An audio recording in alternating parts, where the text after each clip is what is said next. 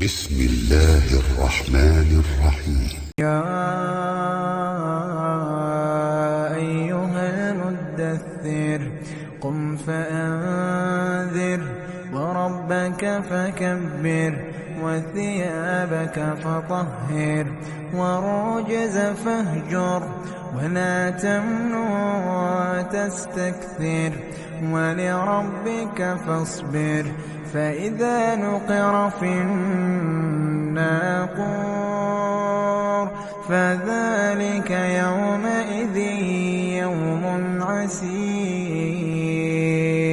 على الكافرين غير يسير ذرني ومن خلقت وحيدا وجعلت له مالا ممدودا وبنين شهودا ومهدت له تمهيدا ثم يطمع أن أزيد كلا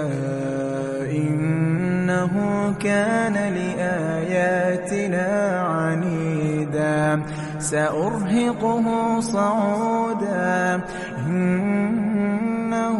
فكر وقدر فقتل كيف قدر ثم قتل كيف قدر ثم نظر ثم عبس وبسر ثم أدبر واستكبر فقال إن هذا إلا سحر يؤثر إن هذا إلا قول البشر سأصليه سقر وما أدراك ما سقر لا تبقي ولا تذر لواحة للبشر عليها 19 وما جعلنا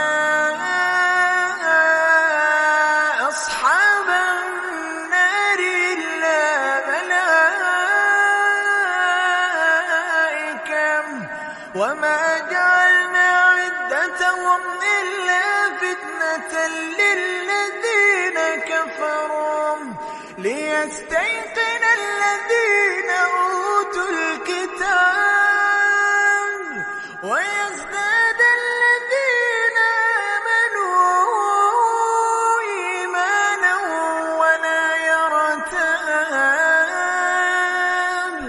ولا يرتاب الذين أوتوا الكتاب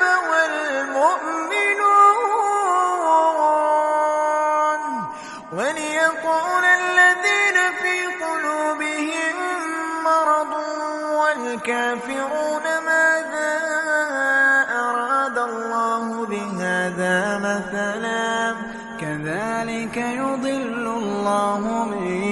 يشاء ويهدي من يشاء وما يعلم جنود ربك إلا هو وما هي إلا ذكرى للبشر كلا والقمر والليل إذ أدبر والصبح إذا أسفر إنها لإحدى الكبر نذيرا للبشر لمن شاء منكم أن يتقدم أو يتأخر كل نفس بما كسبت رهينة إلا أصحاب اليمين في جنات يتساءلون عن المجرمين ما سلككم في سقر قالوا لم نك من المصلين ولم نك نطعم المسكين وكنا نخوض الخائضين وكنا نكذب بيوم الدين حتى أتانا اليقين فما تنفعهم شفاعة الشافعين فما لهم عن التذكرة معرضين كأنهم حمر مستنفرة فرت من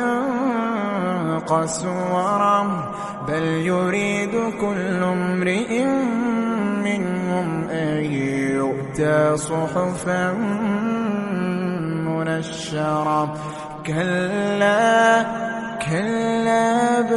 لا يخافون الآخرة كلا